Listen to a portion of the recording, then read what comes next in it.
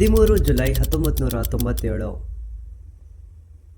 ರಾತ್ರಿ 8 ಗಂಟೆ ಹಾಗೆ ಕೊಳ್ಳೇಗಾಲ ತಾಲೂಕಿನ ಬುರುಡೆ ಅರಣ್ಯದಲ್ಲಿ ಮರಪಾಲ್ ಅನ್ನೋ ಕಡೆ ಆ ಕಾಡಲ್ಲಿ ಒಂದು ಪೊಲೀಸ್ ವ್ಯಾನ್ ಹೋಗ್ತಾ ಇರುತ್ತೆ. ಆ ಒಂದು ವ್ಯಾನ್ ಅಲ್ಲಿ 10 ಜನ ಫಾರೆಸ್ಟ್ ಆಫೀಸರ್ಸ್ ಇರ್ತಾರೆ. ಕಾಡಲ್ಲಿ ಹೋಗ್ತಾ ಇರೋ ಆ ವ್ಯಾನ್ ಆಪೋಸಿಟ್ 12 ಜನ ಗನ್ ಇಟ್ಕೊಂಡು ಬಂದು ನಿಂತ್ಕೋತಾರೆ. ಯಾರು ಇವರು ಅಂತ ನೋಡಿದಾಗ ಗೊತ್ತಾಗುತ್ತೆ ಅವರೆಲ್ಲ ವೀರಪ್ಪನ್ ಕಡೆಯವರು ಅಂತ. ವೀರಪ್ಪನ್ ಒಬ್ಬ ನಟೋರಿಯಸ್ ಕ್ರಿಮಿನಲ್. ತನಗೇನಾದ್ರೂ ಕೆಲಸ ಆಗ್ಬೇಕಂತ ಇದ್ರೆ ಫಾರೆಸ್ಟ್ ಆಫೀಸರ್ಸ್ ನ ಕಿಡ್ನಾಪ್ ಮಾಡಿ ಅಥವಾ ಪೊಲಿಟಿಷಿಯನ್ಸ್ ನ ಕಿಡ್ನಾಪ್ ಮಾಡಿ ತನ್ನ ಕೆಲವೊಂದು ಬೇಡಿಕೆಗಳನ್ನ ಸರ್ಕಾರದ ಮುಂದೆ ಇಡ್ತಾ ಇದ್ದ. ನನ್ನ ಈ ಬೇಡಿಕೆಗಳನ್ನ ಪೂರೈಸಿದ್ರೆ ಸರಿ, ಇಲ್ಲ ಅಂತಂದ್ರೆ ಕಿಡ್ನಾಪ್ ಮಾಡಿರುವಂತವ್ರನ್ನ ಈಗಲೇ ಸಾಯಿಸ್ಬಿಡ್ತೀನಿ ಅಂತ ಬೆದರಿಕೆ ಕೊಡ್ತಾ ಇದ್ದ.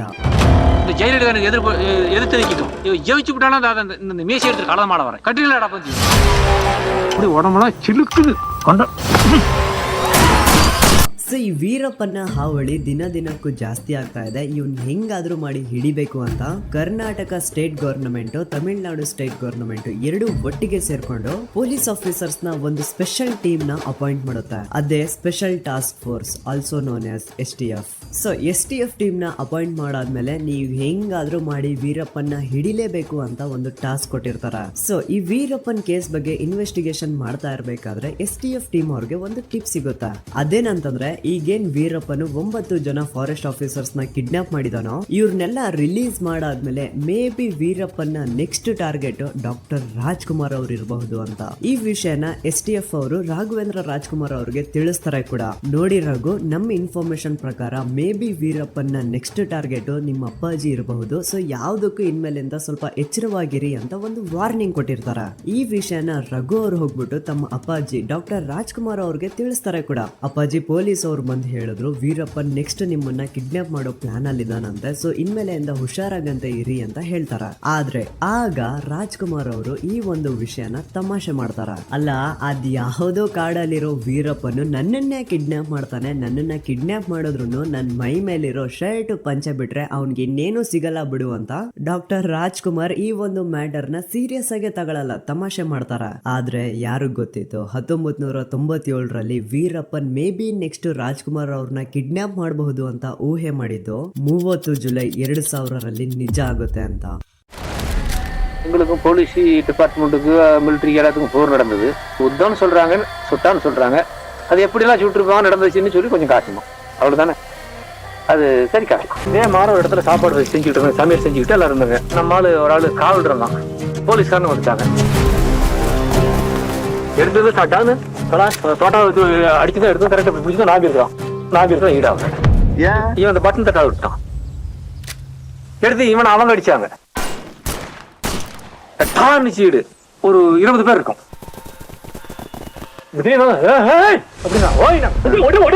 அப்படின்னா நல்லா கணக்கு அப்படி சட்டான்னு கொடுத்தேன்.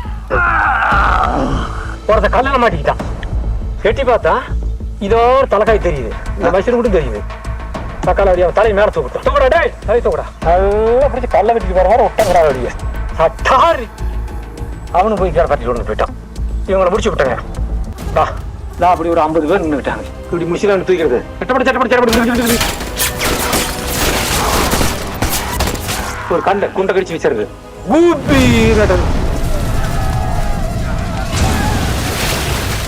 போது இவங்க செத்ததை வகலாம் நீங்க எடு போலாம் அப்படிதான். அப்புறம் ஒரு பூந்து இறங்கி வந்துட்டாங்க. அந்த மாதிரி ஒரு இடத்துல போர் எடுத்து ದಿನಾಂಕ 28 ಜುಲೈ 2000. ಡಾಕ್ಟರ್ ರಾಜ್ಕುಮಾರ್ ಅವರ ಹೆಂಡತಿ ಪಾರ್ವತಮ್ಮ ಹಾಗೂ ಅವರ ಅಳಿಯ SA ಗೋವಿಂದರಾಜು. ರಾಜ್ಕುಮಾರ್ ಅವ್ರು ಹುಟ್ಟಿದೂರು ತಳವಾಡಿ ಹತ್ರ ಇರುವಂತಹ ಗಜನೂರ್ಗೆ ಏನೋ ಒಂದು ಪರ್ಸನಲ್ ಕೆಲ್ಸದ ಮೇಲೆ ಹೋಗ್ತಾರ. ಡಾಕ್ಟರ್ ರಾಜ್ಕುಮಾರ್ ಅವ್ರಿಗೆ ತಮ್ಮ ಹುಟ್ಟಿದೂರು ಗಜನೂರು ಅಂದ್ರೆ ತುಂಬಾ ಇಷ್ಟ ಇರುತ್ತೆ. ಇನ್ನು ಆ ಊರಲ್ಲಿ ರಾಜ್ಕುಮಾರ್ ಅವ್ರ ತಂದೆ ಆಗಿನ ಕಾಲದಲ್ಲಿ 50 ರೂಪಾಯಿ ಕೊಟ್ಬಿಟ್ಟು 4 ಎಕರೆ ಜಮೀನ ಪರ್ಚೇಸ್ ಮಾಡಿರ್ತಾರೆ. ಅಂಡ್ ಆ ಜಮೀನ್ ಕಂಡ್ರೆ ರಾಜ್ಕುಮಾರ್ ಅವ್ರಿಗೆ ಪ್ರಾಣ. ಏನೋ ಒಂಥರ ತಂದೆ ಅಂಡ್ ಮಗನ ಸೆಂಟಿಮೆಂಟ್ ಅನ್ಕೊಳ್ಳಿ. ಸೊ ಊರಿಗೆ ಹೋಗಿರುವಂತಹ ಪಾರ್ವತಮ್ಮ ಏನ್ ಮಾಡ್ತಾರೆ, ಅದೇ ಒಂದು 4 ಎಕರೆ ಜಮೀನಲ್ಲಿ ಒಂದು ಬೋರ್ವೆಲ್ ಹಾಕ್ಸ್ತಾರೆ. ಅಂಡ್ ಇಮಿಡಿಯೇಟ್ಲಿ ನೀರ್ ಕೂಡ ಸಿಕ್ಬಿಡುತ್ತಾ.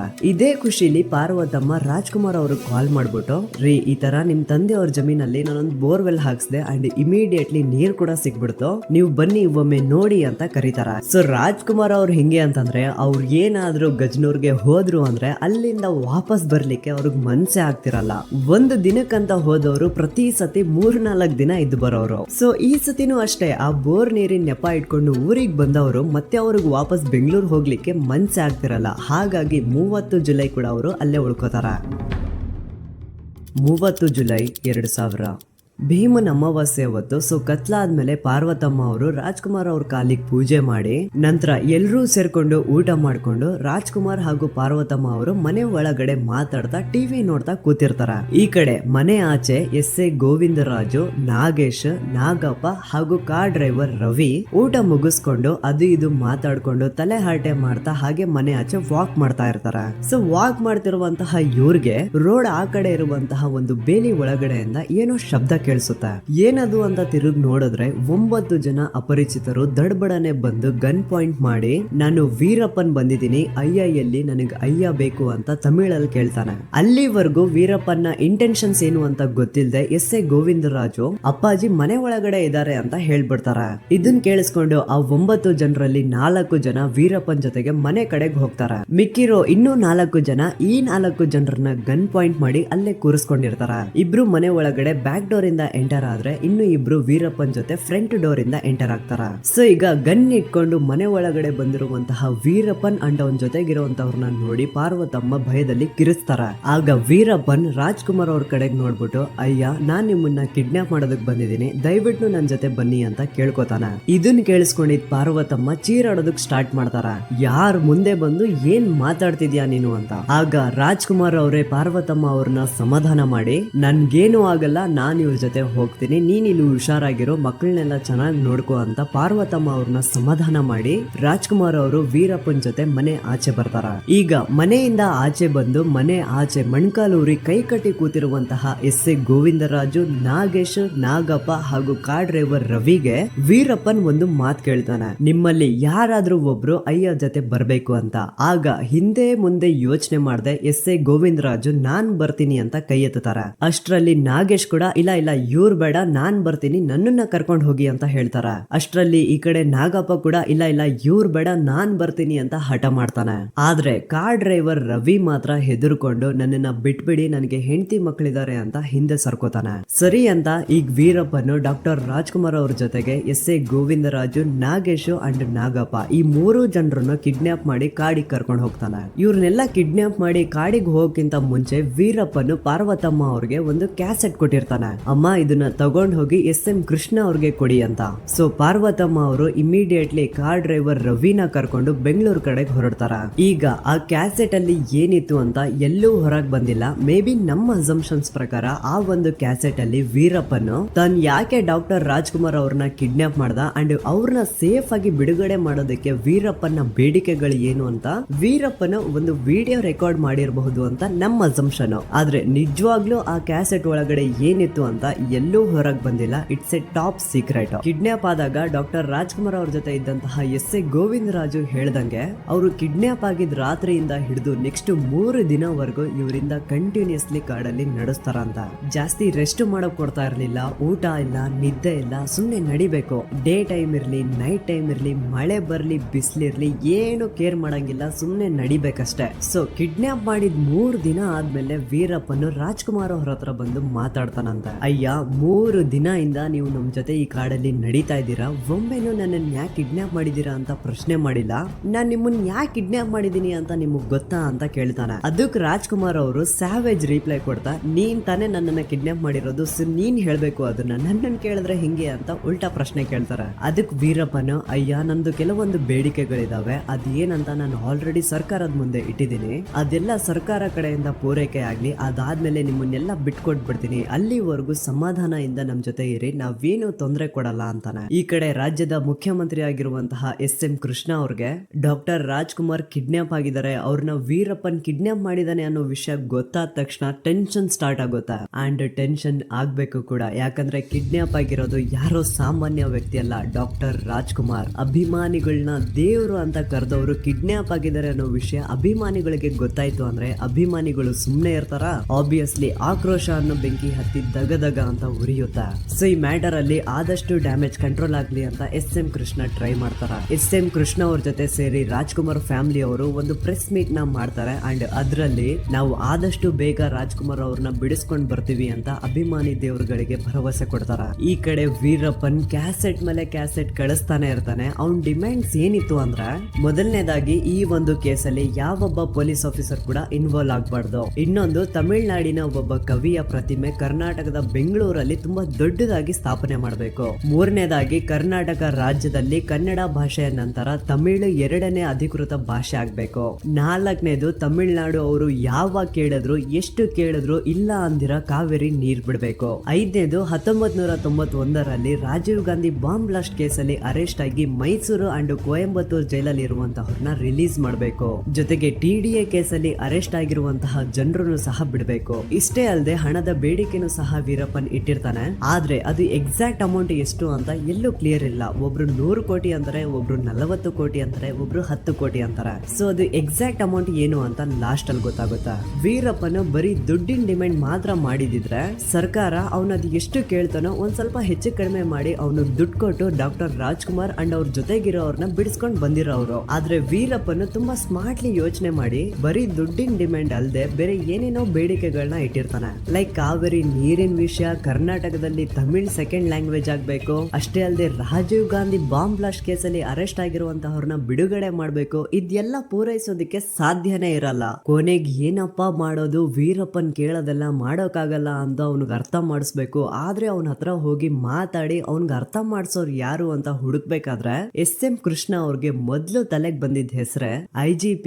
C Dinakar. So inspector of general police C Dinakar ಅವ್ರನ್ನ ಎಸ್.ಎಂ. ಕೃಷ್ಣ ಅವರು ತಮ್ಮ ಆಫೀಸಿಗೆ ಕರೆಸಿ, ದಿನಾಕರ್ ಅವ್ರೆ ನೀವು ವೀರಪ್ಪನ್ ಹತ್ರ ಹೋಗಿ ಅವನು ಕಾಂಪ್ರಮೈಸ್ ಆಗೋದಕ್ಕೆ ಏನಾದ್ರು ಒಪ್ಪಿಸ್ತೀರಾ ಅಂತ ಕೇಳ್ತಾರೆ. ಅದಕ್ಕೆ ದಿನಾಕರ್ ಅವರು ಸ್ಟ್ರೈಟ್ ಫಾರ್ವರ್ಡ್ ಆಗಿ, ಸರ್ ನನಗೆ ಯುದ್ಧ ಮಾಡೋದಕ್ಕೆ ಹೇಳಿ ಬೇಕಿದ್ರೆ ಹೊಡೆದು ಸಾಯಿಸ್ ಬರ್ತೀನಿ ಅವನ್ನ, ಆದ್ರೆ ಕಾಂಪ್ರಮೈಸ್ಗೆಲ್ಲ ನಾನು ಹೋಗಲ್ಲ ಅಂತ ಹೇಳ್ಬಿಡ್ತಾರ. ಸೊ IGP ಸಿ ದಿನಾಕರ್ ಅವರು ಕ್ಲಿಯರ್ಲಿ ನೋ ಹೇಳ್ಬಿಟ್ಟ ಆದ್ಮೇಲೆ ಇನ್ ಬೇರೆ ಆಪ್ಷನ್ ಯಾರಿದಾರಪ್ಪ ಅಂತ ಎಸ್.ಎಂ. ಕೃಷ್ಣ ಹುಡುಕ್ಬೇಕಾದ್ರೆ ಆಗ ತಮಿಳ್ನಾಡಿನ crime news journalist Nakkheeran Gopal ಸ್ವತಃ ಮುಂದೆ ಬಂದು, ಸರ್ ನನಗೆ ಈ ಅವಕಾಶ ಕೊಡಿ, ನಾನ್ ವೀರಪ್ಪನ್ ಜೊತೆ ಮಾತಾಡ್ತೀನಿ ಅಂತಾನೆ. ನೋಡಿ, ನಕ್ಕೀರನ್ ಗೋಪಾಲ್ ಮೊದಲನೇ ವ್ಯಕ್ತಿ ಅನ್ಕೊಳ್ಳಿ ವೀರಪ್ಪನ್ನ ಮೀಟ್ ಮಾಡಿ ಅವನ್ನ ಇಂಟರ್ವ್ಯೂ ಮಾಡಿದ್ದು. ವೀರಪ್ಪನ್ನ ಮೀಟ್ ಮಾಡಿ ಇಂಟರ್ವ್ಯೂ ಮಾಡಿದ್ದು ಅಷ್ಟೇ ಅಲ್ಲದೆ ನಕ್ಕೀರನ್ ಗೋಪಾಲೆ ಆ 9 ಜನ ಫಾರೆಸ್ಟ್ ಆಫೀಸರ್ಸ್ ನ ಬಿಡಿಸ್ಕೊಂಡ್ ಬಂದಿದ್ದು. ಸೊ ಈ ನಂಬಿಕೆ ಮೇಲೆ ಎಸ್.ಎಂ. ಕೃಷ್ಣ ಸರಿ ನೀನೇ ಹೋಗಿ ವೀರಪ್ಪನ್ ಜೊತೆ ಮಾತಾಡಿ ಅವ್ರನ್ನೆಲ್ಲ ಅಲ್ಲಿಂದ ಬಿಡಿಸ್ಕೊಂಡ್ ಬಾ ಅಂತ ಕಳಿಸ್ತಾರೆ. ಈ ಕಡೆ ಕಾಡಲ್ಲಿ ಡಾಕ್ಟರ್ ರಾಜ್ಕುಮಾರ್ ಅವರು ಫುಲ್ ಕಾಮ್ ಆಗಿ ಏನೋ ತಲೆ ಕೆಡಿಸ್ಕೊಳ್ದೆ ಆರಾಮಾಗಿರ್ತಾರೆ. ಸುಮಾರು 20 ದಿನ ಆಗಿರುತ್ತೆ ಅವ್ರು ಕಿಡ್ನಾಪ್ ಆಗಿ. ಸ್ಟಿಲ್ ಅವ್ರಿಗೆ ತಮ್ಮ ಬಗ್ಗೆ ಏನೂ ಚಿಂತೆ ಇರಲ್ಲ. ಅವ್ರಿಗಿದ್ದಿದ್ ಒಂದೇ ಒಂದು ಚಿಂತೆ ಅಂದ್ರೆ ಅವ್ರ ಜೊತೆಗೆ ಬಂದಿರುವಂತಹ ಎಸ್.ಐ. ಗೋವಿಂದರಾಜು, ನಾಗೇಶು ಅಂಡ್ ನಾಗಪ್ಪ ಬಗ್ಗೆ. ಸೊ ರಾಜ್ಕುಮಾರ್ ಅವರು ತುಂಬಾ ಸತಿ ವೀರಪ್ಪನ್ ಹತ್ರ ಕೇಳ್ಕೊತಾರ, ನೋಡು ನಿನಗ್ ಮುಖ್ಯವಾಗಿ ಬೇಕಾಗಿರೋದು ನಾನು ಇಲ್ಲಿ ಇರ್ತೀನಿ, ನೀನ್ ಹೇಳ್ದಷ್ಟು ದಿನ ನಾನ್ ಈ ಕಾಡಲ್ಲಿ ನಿನ್ ಜೊತೆ ಆರಾಮಾಗಿರ್ತೀನಿ, ಆದ್ರೆ ಈ 3 ಜನನ್ನ ಕಳಿಸ್ಕೊಟ್ಬಿಡು. ಈ ಮಾತಿಗೆ ವೀರಪ್ಪನ್ ಒಪ್ಪಲ್ಲ. ಒಂದ್ ಸ್ವಲ್ಪ ದಿನ ಅಯ್ಯ, ನನ್ ಕೆಲವೊಂದು ಕೆಲ್ಸಗಳಾಗೋದಿದಾವೆ, ಅದೆಲ್ಲ ಆಗ್ಬಿಡಿ, ಅದಾದ್ಮೇಲೆ ನಿಮ್ಮೆಲ್ಲರೂ ಒಟ್ಟಿಗೆ ಕಳಿಸ್ಕೊಟ್ಬಿಡ್ತೀನಿ ಅಂತಾನೆ. ಈ ಕಡೆ ರಾಜ್ಯದಲ್ಲಿ ವೀರಪ್ಪನ್ನ ಮೀಟ್ ಮಾಡಿ ಅವನ್ನ ಕಾಂಪ್ರಮೈಸ್ ಆಗೋದಕ್ಕೆ ಒಪ್ಪಿಸ್ತೀನಿ ಅಂತ ಭರವಸೆ ಕೊಟ್ಟಿರುವಂತಹ ನಕ್ಕೀರನ್ ಗೋಪಾಲ್ ವೀರಪ್ಪನ್ ಬಗ್ಗೆ ಒಂದು ಇಂಟ್ರೆಸ್ಟಿಂಗ್ ಮಾತು ಹೇಳ್ತಾನೆ. ಅದೇನಂತಂದ್ರೆ ವೀರಪ್ಪನ್ ರೇಡಿಯೋನ ತುಂಬಾ ಬಳಸ್ತಾನೆ. ಕಾಡಲ್ಲಿ ಇದ್ದು ಅವನ ರೇಡಿಯೋ ಮೂಲಕನೇ ಹೊರಗಿನ ಪ್ರಪಂಚದಲ್ಲಿ ಏನಾಗ್ತಿದೆ ಅಂತ ತಿಳ್ಕೊಳ್ಳೋದು. ಸೊ ಒಮ್ಮೆ ನೀವು ರೇಡಿಯೋ ಮೂಲಕ ಅವನಿಗೆ ರಿಕ್ವೆಸ್ಟ್ ಮಾಡಿ ನೋಡಿ ಅಂತ ಸಲಹೆ ಕೊಡ್ತಾನೆ.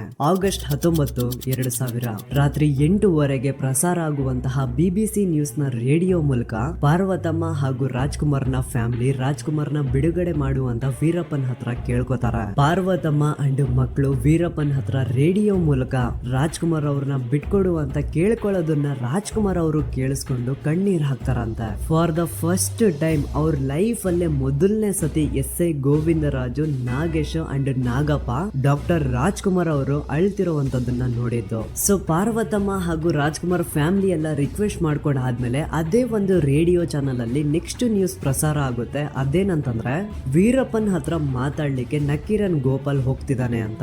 ನಕ್ಕೀರನ್ ಬರ್ತಿದ್ದಾನ, ವೀರಪ್ಪನ್ ಹತ್ರ ಮಾತಾಡ್ಲಿಕ್ಕೆ ಅವನು ಕಾಂಪ್ರಮೈಸ್ ಮಾಡಿಸ್ಲಿಕ್ಕೆ ನಕ್ಕೀರನ್ ಬರ್ತಿದ್ದಾನ ಅಂತ ಕೇಳಿಸ್ಕೊಂಡು ಕಿಡ್ನಾಪ್ ಆಗಿರೋರ್ಗೆಲ್ಲ ಏನೋ ಒಂಥರ ಖುಷಿ. ನಕ್ಕೀರನ್ ಬಂದ್ಬಿಟ್ಟು ಅವ್ರನ್ನೆಲ್ಲ ಬಿಡಿಸ್ಕೊಂಡು ಹೋಗ್ಬಿಡ್ತಾನೆ ಅಂತ ಅವ್ರಿಗೆ ಸಖತ್ ಎಕ್ಸ್ಪೆಕ್ಟೇಷನ್ಸ್ ಇರುತ್ತೆ. ಸೊ 1-2 ದಿನ ಆದ್ಮೇಲೆ ಕಾಡಿಗೆ ನಕ್ಕೀರನ್ ಬರ್ತಾನೆ ಕೂಡ. ನಕ್ಕೀರನ್ ಜೊತೆ ಪಾರ್ವತಮ್ಮ ಅವರು ಎಲ್ರಿಗೂ ಬಟ್ಟೆ, ಬ್ರಷ್, ಮಾತ್ರೆ ಎಲ್ಲಾನು ಕಳಿಸ್ಕೊಟ್ಟಿರ್ತಾರ. ಅಲ್ಲಿ ಅಲ್ಲಿವರೆಗೂ ಸುಮಾರು 30 ದಿನವರೆಗೂ ಕಿಡ್ನಾಪ್ ಆಗಿರೋರು ಇನ್ಕ್ಲೂಡಿಂಗ್ ಡಾಕ್ಟರ್ ರಾಜ್ಕುಮಾರ್ ಅವರು 30 ದಿನ ಒಂದೇ ಜೊತೆ ಬಟ್ಟೆಲಿರ್ತಾರೆ. ಓಕೆ, ನಕೀರನ್ ಬರ್ತಾನೆ, ವೀರಪ್ಪನ್ ಜೊತೆ ಮಾತಾಡ್ತಾನೆ, ಒಂದೆರಡು ಫೋಟೋ ತಗೊಳ್ತಾನೆ ವೀರಪ್ಪನ್ ಜೊತೆ, ನಂತರ ಬರ್ತಾನೆ ರಾಜ್ಕುಮಾರ್ ಅವ್ರ ಜೊತೆ ಮಾತಾಡ್ತಾನೆ, ಅವ್ರದ್ದು ಒಂದು ಇಂಟರ್ವ್ಯೂ ತಗೋತಾನೆ, ನಡಿ ಅಷ್ಟೇ. ನೆಕ್ಸ್ಟ್ ದಿನ ವಾಪಸ್ ಹೋಗ್ಬಿಡ್ತಾನೆ. ಎಲ್ಲಿ ನಮ್ಮನ್ನೆಲ್ಲ ನಿನ್ ಜೊತೆ ವಾಪಸ್ ಕರ್ಕೊಂಡು ಹೋಗಲ್ವಾ ಅಂತ ಕೇಳಿದ್ರೆ ಇಲ್ಲ, ವೀರಪ್ಪನ್ ಇನ್ನು ಒಪ್ತಾ ಇಲ್ಲ, ಅವ್ನಿಗೇನೋ ಇನ್ನು ಟೈಮ್ ಬೇಕಂತೆ ಅಂತ ಹೇಳಿ ಹೊರಟೋಗ್ಬಿಡ್ತಾನೆ. ಈ ಕಡೆ ಕಿಡ್ನಾಪ್ ಆಗಿರುವಂತಹ ಎಸ್.ಎ. ಗೋವಿಂದರಾಜು, ನಾಗೇಶ್ ಅಂಡ್ ನಾಗಪ್ಪ ತುಂಬಾ ಭರವಸೆ ಇಟ್ಟಿರ್ತಾರೆ, ತುಂಬಾ ನಂಬಿಕೆ ಇಟ್ಟಿರ್ತಾರೆ ನಕೀರನ್ ಮೇಲೆ. ನಕೀರನ್ ಬರ್ತಾನೆ, ವೀರಪ್ಪನ್ನ ಕಾಂಪ್ರಮೈಸ್ ಮಾಡಿಸ್ತಾನೆ, ಅದಾದ್ಮೇಲೆ ನಮ್ಮನ್ನೆಲ್ಲ ಇಲ್ಲಿಂದ ಬಿಡಿಸ್ಕೊಂಡು ಹೋಗ್ಬಿಡ್ತಾನೆ ಅಂತ. ಆದ್ರೆ ಆ ಒಂದು ನಂಬಿಕೆ, ಆ ಒಂದು ಭರವಸೆ ಚೂರ್ ಚೂರ್ ಆಗ್ಬಿಡುತ್ತೆ. ನಂತರ ಒಂದು 10-15 ದಿನ ಆದ್ಮೇಲೆ ಮತ್ತೆ ಬರ್ತಾನೆ. ಯಾರು? ನಕೀರನ್ ಗೋಪಾಲ್. ಬಂದ ತಕ್ಷಣ ಅಪ್ಪಾಜಿ ಅವ್ರ ಜೊತೆ ಮಾತಾಡಿ, ಅಪ್ಪಾಜಿ ನಾನು ಎಲ್ಲ ಮಾತಾಡಿದೀನಿ, ಇವತ್ತು ನನ್ನ ಜೊತೆ ನಿಮ್ಮನ್ನ ಕರ್ಕೊಂಡೇ ಹೋಗ್ತೀನಿ ಅಂತ ಹೇಳೋದು. ಅದಾದ್ಮೇಲೆ ವೀರಪ್ಪನ್ ಜೊತೆ ಅದೆಲ್ಲೋ ದೂರದಲ್ಲಿ ಹೋಗಿ ಮಾತಾಡ್ಕೊಂಡ್ ಬಂದು, ಇಲ್ಲ ಅಪ್ಪಾಜಿ ಈ ಸತಿ ಆಗಲ್ಲ, ಇನ್ನೊಂದ್ಸತಿ ಬಂದು ಕರ್ಕೊಂಡು ಹೋಗ್ತೀನಿ ಅಂತ ಹೇಳ್ತಾನೆ. ಹೀಗೆ ಮಾಡ್ತಾ ಮಾಡ್ತಾ 60 ದಿನದಲ್ಲಿ ಸುಮಾರು 4 ಸತಿ ನಕೀರನ್ ಗೋಪಾಲ್ ವೀರಪ್ಪನ್ ಇರೋ ಕಡೆಗೆ ಬಂದ್ಬಿಟ್ಟು ಇವ್ರಿಗೆಲ್ಲ ಇವತ್ತು ನಾನು ನಿಮ್ಮನ್ನ ಬಿಡಿಸ್ಕೊಂಡು ಹೋಗ್ಬಿಡ್ತೀನಿ ಅಂತ ಭರವಸೆ ಕೊಡೋದು. ಆಮೇಲೆ ಇಲ್ಲ ಇಲ್ಲ ಇವತ್ತಾಗಲ್ಲ, ನೆಕ್ಸ್ಟ್ ಇನ್ನೊಂದ್ಸತಿ ಬಂದು ಬಿಡಿಸ್ಕೊಂಡು ಹೋಗ್ತೀನಿ ಅಂತ ನಂಬಿಕೆ ಚೂರ್ ಮಾಡ್ಬಿಡೋದು. ಈ ಕಡೆ ಗವರ್ಮೆಂಟ್ ಅವ್ರಿಗೂ ನಕೀರನ್ ಗೋಪಾಲ್ ಮೇಲೆ ನಂಬಿಕೆ ಹೋಗ್ಬಿಡುತ್ತಾ. ಸೊ ಇವ್ನ್ ಮಾಡೋ ಪ್ರಯತ್ನ ಮಾಡ್ಲಿ, ಈ ಕಡೆ ನಮ್ ಪ್ರಯತ್ನ ನಾವು ಮಾಡುವ ಅಂತ ಕರ್ನಾಟಕ ರಾಜ್ಯ ಸರ್ಕಾರ ಏನ್ ಮಾಡುತ್ತಾ, ವೀರಪ್ಪಂದು ಒಂದು ಬೇಡಿಕೆ ಇತ್ತು. 1996ರಲ್ಲಿ ಶಂಕರ್ ಅನ್ನೋ ಒಬ್ಬ ಪೊಲೀಸ್ ಆಫೀಸರ್ ವೀರಪ್ಪನ್ ಊರಿನವ್ರನ್ನ ಹಾಗೂ ವೀರಪ್ಪನ್ಗೆ ಸಂಬಂಧ ಪಡೋರ್ನೆಲ್ರು TDA ಕೇಸ್ ಅಂಡರ್ 10 ವರ್ಷ ಜೈಲಿಗೆ ಹಾಕಿರ್ತಾರೆ. ಸೊ ಈಗ ವೀರಪ್ಪನು ಅವ್ರು ಎಲ್ರು ಅಮಾಯಕರು, ಅವ್ರನ್ನೆಲ್ಲ ಮೊದ್ಲು ಜೈಲಿಂದ ಬಿಡುಗಡೆ ಮಾಡಿ ಅಂತ ಡಿಮ್ಯಾಂಡ್ ಮಾಡಿರ್ತಾನೆ. ಇದನ್ನಾದ್ರೂ ನಾವು ಪೂರೈಸುವ ಅಂತ ಕರ್ನಾಟಕ ರಾಜ್ಯ ಸರ್ಕಾರ ತಮಿಳುನಾಡು ರಾಜ್ಯ ಸರ್ಕಾರ ಜೊತೆಗೆ ಸೇರಿ ಮೈಸೂರು ಹಾಗೂ ಕೊಯಂಬತ್ತೂರು ಜೈಲಲ್ಲಿ ಇರುವಂತಹ TDA ಅಪರಾಧಿಗಳನ್ನ 100ಕ್ಕಿಂತ ಹೆಚ್ಚು ಅಪರಾಧಿಗಳನ್ನ ಬಿಡುಗಡೆ ಮಾಡ್ತಾರೆ. ಈ ವಿಷಯ ವೀರಪ್ಪನ್ಗೂ ಹಾಗೂ ಅವನ್ ಕಡೆ ಅವ್ರಿಗೆಲ್ಲ ಗೊತ್ತಾದ್ಮೇಲೆ ವೀರಪ್ಪನ್ ತುಂಬಾ ಖುಷಿ ಪಡ್ತಾನೆ. ಅವ್ನ್ ರಾಜ್ಕುಮಾರ್ ಅವ್ರ ಹತ್ರ ಬಂದು ಹೇಳ್ತಾನೆ ಕೂಡ, ಅಯ್ಯ ನನ್ಗಿದೊಂದೇ ಕೆಲಸ ಆಗ್ಬೇಕಿದ್ದು, ಈಗ ಅದನ್ನು ಕಂಪ್ಲೀಟ್ ಆಗಿದೆ, ಸೊ ನಾಳೆನೆ ನಿಮಗ್ ಬಿಟ್ಕೊಟ್ಬಿಡ್ತೀನಿ ಅಂತ ಎಲ್ರು ಫುಲ್ ಖುಷಿಯಾಗಿರ್ತಾರೆ. ಆದ್ರೆ ಅಷ್ಟರಲ್ಲೇ ಒಂದು ಟ್ವಿಸ್ಟ್. ವೀರಪ್ಪನಿಂದ ಕೊಲೆ ಆಗಿರುವಂತಹ ಒಬ್ಬ ಫಾರೆಸ್ಟ್ ಆಫೀಸರ್ ನ ತಂದೆ ಒಬ್ರು ಸುಪ್ರೀಂ ಕೋರ್ಟಿಗೆ ಒಂದು ಅರ್ಜಿ ಹಾಕ್ತಾರೆ. ಜಸ್ಟ್ ರಾಜ್ಕುಮಾರ್ ಅವ್ರನ್ನ ಕಾಪಾಡ್ಲಿಕ್ಕೆ ಕರ್ನಾಟಕ ರಾಜ್ಯ ಸರ್ಕಾರ 100ಕ್ಕಿಂತ ಹೆಚ್ಚು TDA ಅಪರಾಧಿಗಳನ್ನ ರಿಲೀಸ್ ಮಾಡಿದ್ದಾರೆ. ಆ TDA ಅಪರಾಧಿಗಳಿಂದ ಈ ಹಿಂದೆ ನನ್ನ ಮಗ ಒಬ್ಬ ಫಾರೆಸ್ಟ್ ಆಫೀಸರ್ ನ ಕೊಲೆ ಆಗಿದೆ, ಅಂತವ್ರನ್ನ ಈಗ ಕರ್ನಾಟಕ ರಾಜ್ಯ ಸರ್ಕಾರ ನಿರಪರಾಧಿಗಳು ಅಂತ ಘೋಷಣೆ ಮಾಡಿ ಅವ್ರನ್ನ ಫ್ರೀ ಆಗಿ ಬಿಟ್ಬಿಟ್ಟಿದ್ದಾರೆ. ಇದ್ ಎಂತ ನ್ಯಾಯ ರೀ ಅಂತ ಆ ವ್ಯಕ್ತಿ ಸುಪ್ರೀಂ ಕೋರ್ಟ್ ಅಲ್ಲಿ ಕೇಸ್ ಹಾಕಿದಾಗ, ಆಗ ಈ ಒಂದು ಮ್ಯಾಟರ್ ಅಲ್ಲಿ ಸುಪ್ರೀಂ ಕೋರ್ಟ್ ಎಂಟರ್ ಆಗಿ, ಇಲ್ಲ ಇಲ್ಲ ಕರ್ನಾಟಕ ರಾಜ್ಯ ಸರ್ಕಾರ ಮಾಡ್ತಿರುವಂತದ್ದು ತುಂಬಾ ದೊಡ್ಡ ತಪ್ಪು, ಏನ TDA ಅಪರಾಧಿಗಳನ್ನ ನಿರಪರಾಧಿಗಳಂತ ಘೋಷಣೆ ಮಾಡಿ ಫ್ರೀ ಬಿಟ್ಬಿಟ್ರು, ಅವ್ರನ್ನೆಲ್ಲ ಹೇಳ್ಕೊಂಡು ಮತ್ತೆ ಜೈಲ್ಗೆ ಹಾಕಿ ಅಂತ ಸುಪ್ರೀಂ ಕೋರ್ಟ್ ಆರ್ಡರ್ ಕೊಡುತ್ತಾ. ಕೈಗೆ ಬಂದಿದ್ದ ತುತ್ತು ಬಾಯಿಗೆ ಬರ್ಲಿಲ್ವಲ್ಲ ಅಂತ ವೀರಪ್ಪನ್ಗೆ ತುಂಬಾ ಕೋಪ ಬಂದು ವೀರಪ್ಪನ್ ಜೊತೆಗಿರೋರು ಹೇಳ್ತಾರೆ ಕೂಡ, ಅಣ್ಣ ಸರ್ಕಾರ ನಮ್ಮನ್ನ ಸೀರಿಯಸ್ ಆಗಿ ತಗೊಳ್ತಿಲ್ಲ, ಅವ್ರಿಗೆ ಭಯ ಅನ್ನೋದು ಬರ್ತಿಲ್ಲ, ಈ 4 ಜನರಲ್ಲಿ ಯಾರನ್ನಾದ್ರೂ ಒಬ್ಬರನ್ನ ಸಾಯಿಸ್ಬಿಡೋಣ, ಆಗ ಸರ್ಕಾರಕ್ಕೆ ಭಯ ಬಂದು ನಾವು ಹೇಳಿದ್ದನ್ನ ಮುಚ್ಕೊಂಡ್ ಕೇಳ್ತಾರೆ ಅಂತ ಪ್ಲಾನ್ ಮಾಡ್ತಿರ್ತಾರ. ಈ ಪ್ಲಾನಿಂಗು ಹಂಗೋ ಹಿಂಗೋ ನಾಗಪ್ಪಗೆ ಗೊತ್ತಾಗುತ್ತೆ. ಆಗ ನಾಗಪ್ಪ ಯೋಚನೆ ಮಾಡ್ತಾರೆ, ಇವ್ರಿಗೆ ಏನಾದ್ರೂ ಸಾಯಿಸೋ ತರ ಇದ್ರೆ ನಮ್ 4 ಜನರಲ್ಲಿ ಯಾರನ್ನ ಸಾಯಿಸ್ಬೋದು ಅಂತ. ರಾಜ್ಕುಮಾರ್ಗಂತೂ ಇವ್ರೊಂದ್ ಚಿಕ್ಕ ಗಾಯ ಆಗೋಕ್ಕೂ ಬಿಡಲ್ಲ. ಇನ್ನು ಎಸ್.ಎ. ಗೋವಿಂದರಾಜು ಬಂದು ರಾಜ್ಕುಮಾರ್ ಅವ್ರ ಅಳಿಯ, ನಾಗೇಶ್ ಕೂಡ ರಾಜ್ಕುಮಾರ್ ಅವ್ರ ವಂಶದವನೇ. ಇನ್ನು ಹೊರಗಿನವ್ರ ಅಂತ ಬಂದ್ರೆ ಈ 4 ಜನರಲ್ಲಿ ನಾನೇ ಮೇ ಬಿ ಬಲಿಕ ಬಕ್ರ ಆಗಬಹುದು ಅಂತ ರಿಸ್ಕ್ ನ ಕ್ಯಾಲ್ಕುಲೇಟ್ ಮಾಡಿ ನಾಗಪ್ಪ ಆ ಕಾಡು ಒಳಗಡೆಯಿಂದ ವೀರಪ್ಪನಿಂದ ತಪ್ಸ್ಕೊಂಡು ಹೋಗೋ ಪ್ಲಾನ್ ಮಾಡ್ತಾನೆ. ಪ್ಲಾನ್ ಏನಿತ್ತು ಅಂದ್ರೆ ಪ್ರತಿ ವಾರದಲ್ಲಿ ಒಂದು ದಿನ ಆ 9 ಜನ ವೀರಪ್ಪನ್ ಜೊತೆ ಏನಿರ್ತಾ ಇದ್ರು ಅದ್ರಲ್ಲಿ 7 ಜನ ರೇಷನ್ ತರ್ಲಿಕ್ಕೆ ಅಂತ ಸಿಟಿಗೆ ಹೋಗ್ತಿದ್ರು. ಸೊ ಹಂಗ್ ರೇಷನ್ ತರ್ಲಿಕ್ಕೆ ಅಂತ ಹೋದವರು ಬರ್ತಾ ಇದ್ದಿದ್ದು ನೆಕ್ಸ್ಟ್ ದಿನ ಬೆಳಿಗ್ಗೆನೆ. ಆ ಮಧ್ಯ ವೀರಪ್ಪನ್ ಜೊತೆ ಒಬ್ನೇ ಒಬ್ಬ ಹುಡುಗನ ಬಿಟ್ಟು ಹೋಗಿರ್ತಿದ್ರು. ಸೊ ಇದೇ ಒಂದು ಅವಕಾಶನ ಯೂಸ್ ಮಾಡ್ಕೊಂಡು ಒಂದು ದಿನ ರಾತ್ರಿ ನಾಗಪ್ಪ ವೀರಪ್ಪನ್ ಮೇಲೆ ಮಚ್ಚಿಂದ ಅಟ್ಯಾಕ್ ಮಾಡ್ತಾನೆ. ಅಷ್ಟರಲ್ಲೇ ವೀರಪ್ಪನ್ ಜೊತೆಗಿದ್ದಂತಹ ಒಬ್ಬ ಹುಡುಗ ಬಂದು ನಾಗಪ್ಪನ ಲಾಕ್ ಮಾಡ್ಕೊಬಿಡ್ತಾನೆ. ಈ ಕಡೆ ರಾಜ್ಕುಮಾರ್ ಅವರು ಎಸ್.ಎ. ಗೋವಿಂದರಾಜು ನಾಗೇಶ್ ಅವ್ರಿಗೆ ಏನ್ ಆಗ್ತಿದೆ ಅಂತಾನೆ ಗೊತ್ತಾಗ್ತಿಲ್ಲ, ಅವ್ರು ಸುಮ್ನೆ ಸ್ಟಿಲ್ ಆಗಿ ನಿಂತ್ಬಿಟ್ಟಿದ್ದಾರೆ. ನಂತರ ನಾಗಪ್ಪ ಅದ್ ಹೆಂಗೋ ಏನೋ ಆ ಹುಡುಗ ಏನ್ ಲಾಕ್ ಮಾಡಿರ್ತಾನೋ ಅದನ್ನ ಬಿಡಿಸ್ಕೊಂಡು ಆ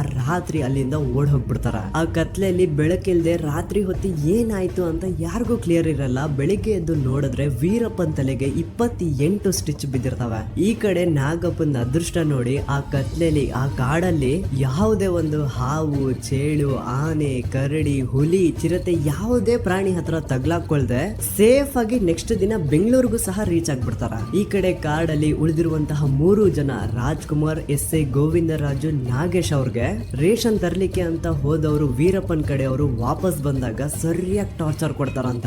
ನಾವಿಲ್ದೇ ಇರೋ ಟೈಮ್ ನ ಯೂಸ್ ಮಾಡ್ಕೊಂಡು ನೀವೇ ಹೇಳಿ ನಾಗಪ್ಪನಿಂದ ವೀರಪ್ಪನ್ಗೆ ಅಟ್ಯಾಕ್ ಮಾಡಿಸಿರ್ತೀರಾ, ನಿಮ್ದೇ ಇದೆಲ್ಲ ಪ್ಲಾನಿಂಗು ಅಂತ ಕೆಟ್ಟದಾಗ ಬೈತಾರಂತ. ಆದ್ರೆ ಆಗ ವೀರಪ್ಪನೇ ಇಲ್ಲ ಈ 3 ಜನದ್ದು ಏನು ತಪ್ಪಿಲ್ಲ, ಇವ್ರಿಗೆ ಯಾರು ಬೈಬೇಡಿ ಅಂತ ಬುದ್ಧಿ ಮಾತು ಹೇಳ್ತಾರಂತ. ಸೊ ವೀರಪ್ಪನ್ಗೆ ನಿನ್ನೆ ನೈಟ್ ನಾಗಪ್ಪ ಅವನ ಮೇಲೆ ಅಟ್ಯಾಕ್ ಮಾಡಿದ್ದು ಆ ಯೋಚನೆ ಬಿಟ್ಟು ಬೇರೆನೆ ಯೋಚನೆ ಇರುತ್ತೆ. ಈ ಮ್ಯಾಟರ್ ಯಾಕೆ ಇಷ್ಟು ದಿನ ಆದ್ರೂ ಸಾಲ್ವ್ ಆಗ್ತಿಲ್ಲ, ಯಾಕಿದು ಡೇ ಬೈ ಡೇ ಡ್ರ್ಯಾಗ್ ಆಗ್ತಾನೆ ಇದೆ. ನಕೀರನ್ನ ಕರ್ಸ್ಬಿಟ್ಟು ಕೇಳ್ತಾನೆ. ಹೌದು, ಇನ್ನೊಂದು ಹೇಳೋದ್ ಮರ್ತೋದೆ, ಅವತ್ತು ನಾಗಪ್ಪ ವೀರಪ್ಪನ್ ಮೇಲೆ ಅಟ್ಯಾಕ್ ಮಾಡಿದ ರಾತ್ರಿ ಏನಿತ್ತು, ಆ ರಾತ್ರಿ ನಕೀರನು ವೀರಪ್ಪನ್ ಜೊತೆನೆ ಇದ್ದ.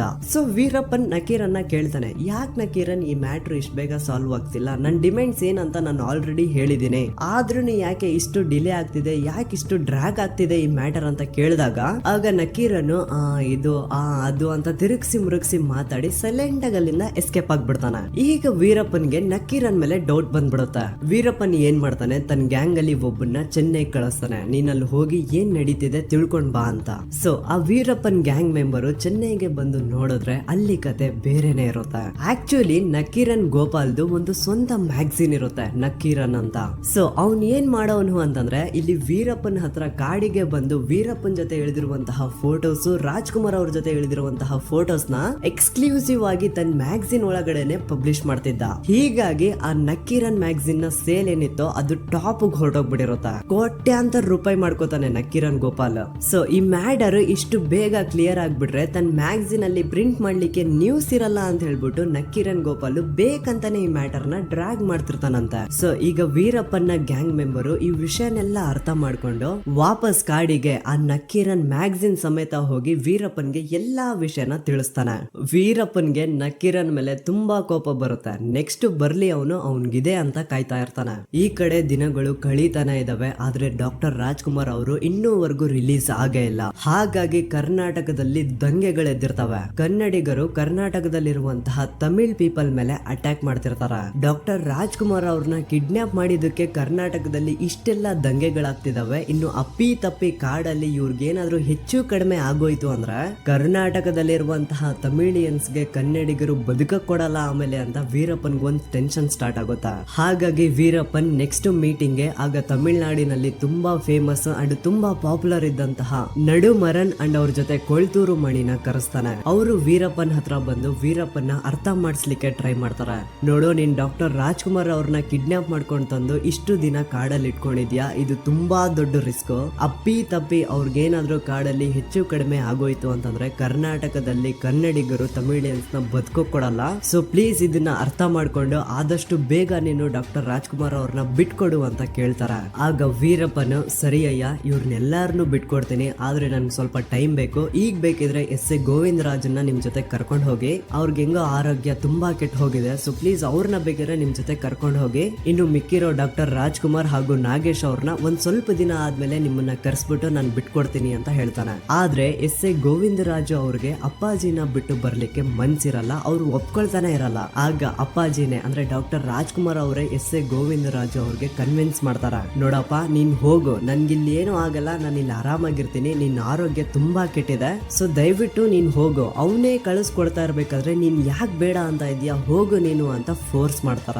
ದೆನ್ ವೀರಪ್ಪನು ನಡುಮರನ್ ಅಂಡ್ ಕೊಳ್ತೂರು ಮಣಿ ಜೊತೆ ಎಸ್.ಐ. ಗೋವಿಂದರಾಜು ಅವ್ರನ್ನ ಕಳಿಸ್ಕೊಡ್ತಾನೆ. ವೀರಪ್ಪನ್ ಕಿಡ್ನಾಪ್ ಮಾಡಿದ್ದು ಟೋಟಲ್ 4 ಜನರನ್ನ. ಅದ್ರಲ್ಲಿ ಒಬ್ರು ನಾಗಪ್ಪ ವೀರಪ್ಪನ್ ಮೇಲೆ ಅಟ್ಯಾಕ್ ಮಾಡಿ ಓಡ್ ಹೋಗ್ಬಿಟ್ಟಿದ್ರು. ಇನ್ನು ಈಗ ವೀರಪ್ಪನೇ ಎಸ್.ಐ. ಗೋವಿಂದರಾಜು ಅವ್ರನ್ನ ಬಿಟ್ಕೊಟ್ಟಿರ್ತಾನೆ. ಇನ್ನು ಮಿಗ್ಲಿರೋದು ಇಬ್ರೆ, ಡಾಕ್ಟರ್ ರಾಜ್ಕುಮಾರ್ ಹಾಗೂ ನಾಗೇಶ್. ಸ್ವಲ್ಪ ದಿನ ಆದ್ಮೇಲೆ ವೀರಪ್ಪನ್ ಈ ಇಬ್ರನ್ನು ಬಿಟ್ಕೊಡೋದಕ್ಕೆ ಒಪ್ಕೊಳ್ತಾನೆ. ಅಟ್ ಒನ್ ಕಂಡೀಷನ್, ಅವನು 100 ಕೋಟಿ ಹಣ ಡಿಮ್ಯಾಂಡ್ ಮಾಡ್ತಾನೆ. ಆಗ ಕರ್ನಾಟಕ ರಾಜ್ಯ ಸರ್ಕಾರ ಕೊಳ್ತೂರು ಮಣಿ ಮೂಲಕ ವೀರಪ್ಪನ್ ಹತ್ರ ಬಾರ್ಗೇನ್ ಮಾಡಿಸಿ 100 ಕೋಟಿ ಇದ್ದಂತಹ ಡಿಮ್ಯಾಂಡ್ ನ 10 ಕೋಟಿಗೆ ತರ್ತಾರ. ಅಂಡ್ 10 ಕೋಟಿಗೆ ವೀರಪ್ಪನ್ ಒಪ್ಕೊಳ್ತಾನೆ. 15 ನವೆಂಬರ್ 2000 ಬೆಳಗಿನ ಜಾವ ನಡುಮರನ್ ಹಾಗೂ ಕೊಳ್ತೂರ್ ಮಣಿ ವೀರಪ್ಪನ್ ಹೇಳಿದ ಜಾಗಕ್ಕೆ 10 ಕೋಟಿ ತಗೊಂಡು ಹೋಗಿ ರಾಜ್ಕುಮಾರ್ ಅವ್ರನ್ನ ಬಿಡಿಸ್ಕೊಂಡ್ ಬರ್ತಾರ. ಅಂಡ್ ಬಿಟ್ಕೊಡ್ಬೇಕಾದ್ರೆ ವೀರಪ್ಪನ್ ರಾಜ್ಕುಮಾರ್ ಅವ್ರಿಗೆ ತುಂಬಾ ಚೆನ್ನಾಗಿ ರೆಡಿ ಮಾಡಿ ಅವ್ರ ಕೂದ್ಲಿಗೆಲ್ಲ ಡೈ ಮಾಡಿ ಅವ್ರಿಗೆ ಸನ್ಮಾನ ಎಲ್ಲ ಮಾಡಿ, ನನ್ನಿಂದ ಏನಾದ್ರು ತಪ್ಪಾಗಿದ್ರೆ ಕ್ಷಮೆ ಇರ್ಲಿ ಅಯ್ಯ ಅಂತ ಕೇಳ್ಕೊಳ್ತಾ